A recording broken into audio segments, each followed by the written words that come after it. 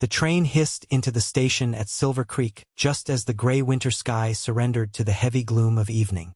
Snow had been falling since noon, blanketing the frontier town in a hush of white, and the air bit with a sharpness that stung the lungs.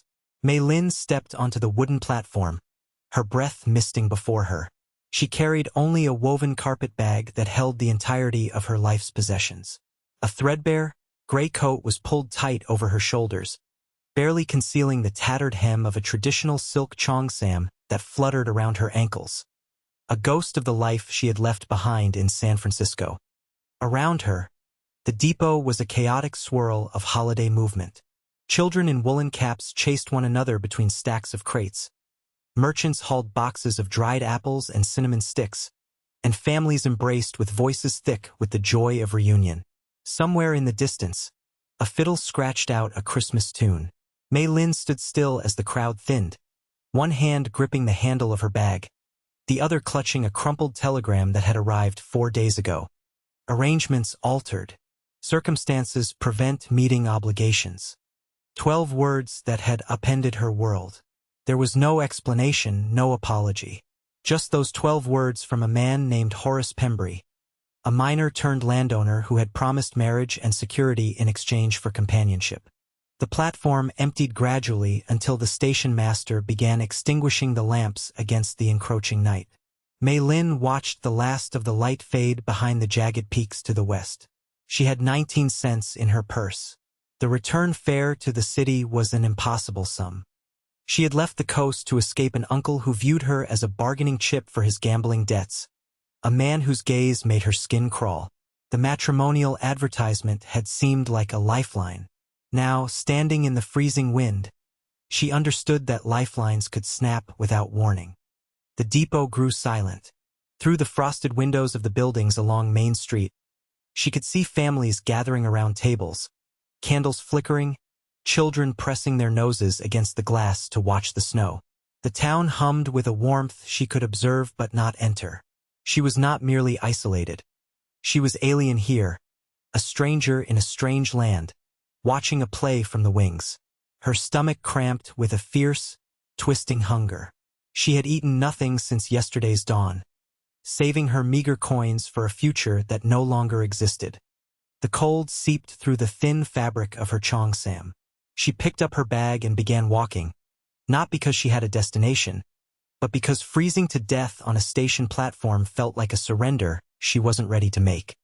She walked past a boarding house on Pine Street, but the rates posted in the window were far beyond her reach. She continued trudging through the deepening snow, her canvas shoes soaking through, her bag growing heavier with each block. She found herself on the edge of town where a small establishment called the Iron Skillet stood, lamplight glowing invitingly through its steamy windows. The sign indicated it was closing, but she saw movement inside. Her feet carried her to the window on instinct. Inside, she saw a man sitting alone at a corner table. He wore a heavy shearling coat and a wide-brimmed hat pushed back on his head. His face was weathered by wind and sun, and his hands moved with deliberate care as he cut into a beef steak. A mound of mashed potatoes sat beside it, steam rising in the yellow light. He ate slowly, methodically, like a man who respected the food before him. The restaurant owner, a balding man with a white apron, appeared from the back, gesturing toward the door. Closing time.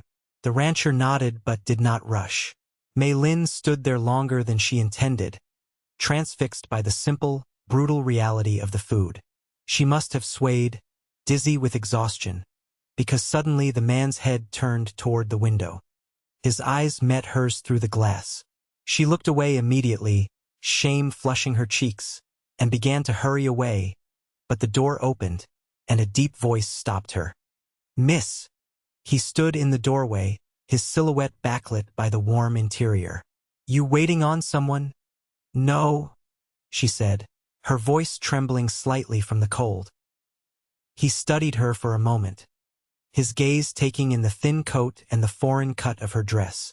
"They're closing, but there's still food. The kitchen made too much, as usual. I haven't the appetite for seconds." He didn't ask if she had money. He didn't ask why she was wandering alone on Christmas Eve. He simply gestured toward the warmth. Man inside is Arthur. Tell him Gideon Thorne said to bring out the extra plate. Mei Lin hesitated. Pride and hunger warred inside her chest. But there was something in Gideon's tone, matter-of-fact, void of pity, that made the offer bearable. It wasn't charity. It was logistics. "Thank you," she whispered. Gideon nodded once and returned to his seat. Mei Lin entered the restaurant, the heat hitting her face like a physical caress. Arthur, a stout man with kind eyes, looked up from his sweeping. "Mr. Thorne says, there is an extra plate," she said, the English words feeling heavy on her tongue. Arthur smiled gently. "There usually is on Christmas Eve. Sit anywhere you like, miss." She chose a table near the potbelly stove, close enough to feel the heat but far enough from Gideon to offer him privacy. Within minutes, Arthur placed a plate before her identical to the rancher's. Steak, potatoes, carrots glazed in honey, and a thick slice of cornbread. The aroma nearly brought tears to her eyes. She ate slowly, forcing herself to maintain dignity, but each bite was a revelation. Across the room, Gideon Thorne continued his meal in silence, asking nothing of her. His presence was a steady anchor in the room, distant yet protective. When she finished, she sat with her hands folded in her lap. Arthur emerged with 2 mugs of coffee, setting one before her and one before Gideon. The coffee was strong and hot, and she wrapped her frozen fingers around the ceramic. "Thank you for the meal," she said to the room, to Arthur, to Gideon. "I will repay you when I am able." "No need," Gideon said, taking a sip of his coffee. "We all stumble. It's the getting up that counts." The simplicity of it disarmed her. No questions about her heritage, no judgment about her poverty. Just an acknowledgement that hardship was a universal language. Arthur began banking the fire. "You got somewhere to stay tonight, miss? The snow is piling up." "Not yet," she admitted. Arthur and Gideon exchanged a look. Then Arthur spoke. "My cousin Sarah runs a boarding house on Maple Street. Widow. Raises her little girl alone. She keeps a room for travelers short on funds, a work exchange arrangement. You help with the cooking and cleaning, you get a warm bed."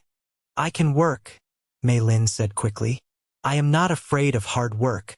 "Didn't figure you were," Arthur said. He sketched a map on a piece of butcher paper. 2 blocks north, 1 east. White house with a green door. "Tell her Arthur sent you." Mei Lin took the paper. "Thank you." As she gathered her bag, Gideon stood up, putting on his hat. "Cold walk. I'm headed that direction." They walked through the snow-muffled streets. Windows glowed with candlelight, and the sound of a choir practicing drifted from the church on the hill. Gideon matched his long stride to hers, taking her heavy bag without asking. "You come far?" he asked after a long silence. "San Francisco," she answered. "Long way. For what, if you don't mind my asking?" She told the truth. "A marriage arrangement." The man changed his mind. Gideon was quiet, their boots crunching in the fresh snow. "His loss, I expect." The words were simple, offering no false flattery, just a statement of fact. "What about you?" she asked. "What brings a rancher to town on Christmas Eve?" "Got a place about 10 miles west. Came in for supplies. Happened to be tonight," he paused. "Not much for celebrating alone." Mei Lin understood then that loneliness recognized no borders. A man could own land and cattle and still find himself eating supper in an empty restaurant on a holy night. The white house with the green door appeared like a beacon. Sarah Jenkins answered the knock, a woman in her 30s with tired eyes but a warm smile. A little girl, perhaps 6 years old, peered around her skirts. "Arthur sent word you might come," Sarah said after Gideon made the introductions. "Come in out of the snow." Gideon set down the bag. "I'll be going." "Stay for coffee, Gideon," Sarah offered. "It's Christmas Eve." He hesitated, looking at Mei Lin, then nodded. "Just coffee." They sat in the kitchen while the little girl, Lily, offered them ginger cookies. Mei Lin watched Gideon with the child. The way his harsh features softened, the way he listened to her chatter with genuine interest. Sarah mentioned the arrangement, Mei Lin said. I can wash, mend, cook. I will work hard. I need the help, Sarah said. I take in laundry for the minors. It's too much for one set of hands. She looked at Mei Lin closely. You running from something or toward something? I am not running anymore, Mei Lin said softly. The thing I was moving toward. It disappeared. Sarah nodded, pulling a letter from her apron pocket. This came 3 days ago. Addressed to a bride arriving from San Francisco. Postmaster gave it to me to hold. Mei Lin took the envelope. Her name was written in a cramped hand. She opened it, reading while the room went quiet. It was from Horace Pembry's sister. Horace was dead. A tunnel collapse at his mine 2 weeks ago. He is dead, Mei Lin said, her voice steady. The man I came to marry. He died before the telegram was sent. She felt a strange lightness. She had never known Horace, never loved him. The tragedy was his, not hers. She had lost a future that was only a business transaction. I'm sorry, Sarah said. Gideon said nothing, but he refilled her coffee cup. The gesture was grounding. The days turned into weeks, the winter holding the town in a grip of ice. Mei Lin fell into a rhythm at the boarding house. She woke before dawn, her hands raw from scrubbing laundry in the copper tubs, but she found peace in the work. Lily took a liking to her, fascinated by Mei Lin's stories of the ocean and the city. Gideon came to town every Saturday. He always had a practical excuse, nails, grain, tools, but he always ended up at Sarah's kitchen table. He fixed broken shutters, chopped wood for the stove, and brought rock candy for Lily. One Saturday in late January, he arrived looking more weary than usual. After supper, Mei Lin found him on the porch, staring out at the frozen street. Today was her birthday, he said, his voice rough. My wife's. She would have been 28. I did not know you were married, Mei Lin said, wrapping her shawl tighter. 3 years ago, fever took her. We had been married 8 months. He looked at his hands. I woke up this morning and it felt like she died yesterday. Grief has no calendar, Mei Lin said softly. I lost my parents when I was young, then my home. You build new rooms inside yourself to hold the sadness, so you can keep living in the rest of the house. Gideon looked at her, really looked at her, his eyes reflecting the moonlight. Is that what you're doing here? Building new rooms? Trying to. He reached out, his hand brushing hers. You're doing a fine job of it, Mei Lin. February brought a thaw that turned the roads to mud, then a freeze that turned them to iron. The bond between them grew, unspoken but undeniable. On a Tuesday in March, Gideon arrived unexpectedly. I didn't expect you until the weekend, Mei Lin said, wiping flour from her hands as she opened the door. I need to say something, Gideon said, stepping into the kitchen. He took off his hat, his fingers gripping the brim. I've been thinking about spring. My ranch needs work. A woman's touch, maybe. You want to hire me? Mei Lin asked. No, he looked her in the eye. That was the coward's plan. I want to know if there is a possibility of something more between us. Mei Lin's heart hammered against her ribs. More. I wake up wondering if you'll be here. I see things and want to tell you about them. I know it's soon, and I know you came here for a different life. But I-am afraid, Mei Lin confessed. Every time I reach for safety, it vanishes. If I let myself want this, want you, I am afraid the sky will fall. Gideon stepped closer, though he did not touch her. I can't promise the sky won't fall. I can't promise I won't fail you. But I can promise that right now what I feel is real. And I'm not going anywhere. Is it enough? She asked. Just this moment. I think we could find out together. Mei Lin looked at this man, this rugged, quiet rancher who had shared his plate when she had nothing. She stepped forward and rested her forehead against his chest. His arms came around her, careful and strong. Spring arrived with the sound of dripping water and the song of returning birds. On the first warm day, Mei Lin walked with Gideon along the muddy road leading west. They crested a hill and his ranch spread out before them.